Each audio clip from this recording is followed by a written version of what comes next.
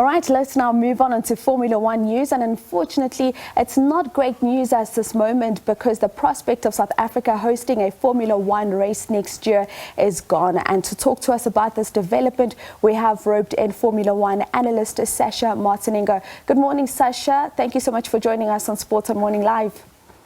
Busiwe, great to chat to you. Is it a really a thing to say that it's not going to happen in 2023? I'm not too sure. I'm still a little bit hopeful, but I think the smart money is going to 2024.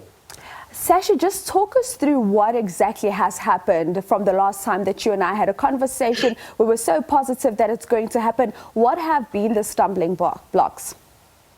Well, I think this is where there is so much debate. There's a lot of rumor that's going around that perhaps Mr. Patrice Motsepe wasn't too happy with some of the fundamentals. These are just from articles that came out just before the Belgian Grand Prix on Racing 365. So, and in that article it said an announcement was expected over the course of the weekend and nothing came out. So, I think we mustn't jump or put the cart before the horse, but looking at where we are in terms of a timeline, more than likely, if we are going to return to Formula One, it's going to be very difficult to do it in 2023. But 2024 is definitely still on the cards. We just need to figure out what those stumbling blocks were. Clearly, it's got to do with some kind of money.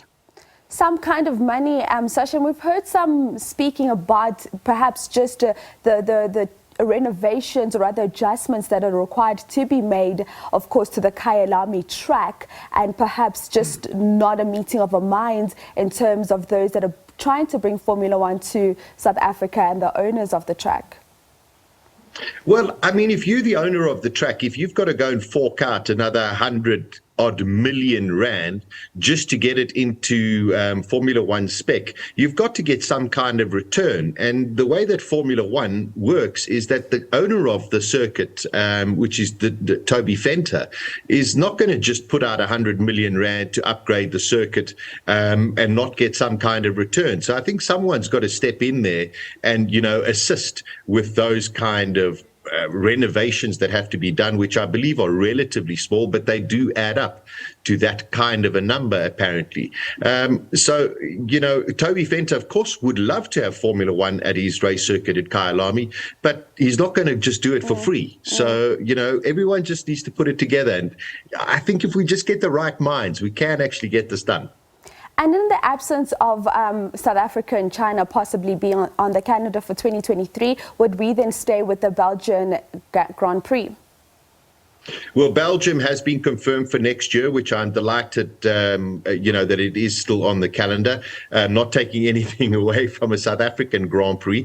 But there's still a chance for 2024. I think France perhaps is going to be out. We're not sure what's going to happen with China.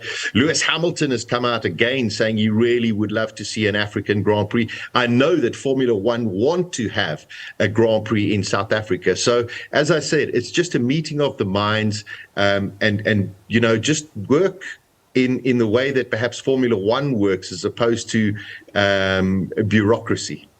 Indeed, and Sasha, I think just coming back to that cost breakdown, but perhaps just break it down a little bit better for us. Besides the right to host a Formula One race and the rights which are required for that, how many races actually make a profit from hosting such races, or does the country stand to be the biggest benefactor? It's such a great question. There are models, Busiwe, that, Formula One can be profitable for the promoter and, of course, for the country as well. It is such a global sport that, government funding is more than likely necessary to host a Formula One Grand Prix.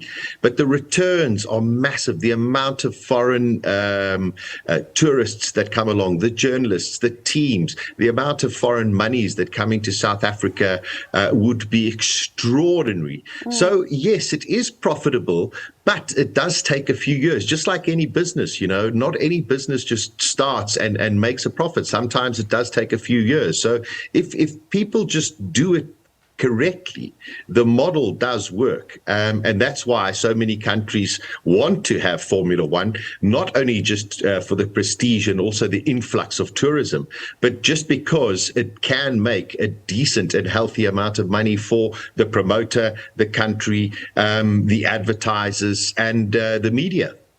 Indeed, Sasha, thank you so much for your time here this morning. We do look forward to catching up with you a bit later on just to get further updates as we get closer and closer to finding out whether or not we will be having a 2023 race in South Africa. Always a pleasure to chat to you. Thank you so much. That is, of course, Sasha Martinengo, Formula One analyst, just talking about the prospect of having a Formula One race in South Africa. We are talking about some of the hiccups that are currently taking place. And he says that at this moment, it seems more likely that we will be having a race on the 2024 calendar.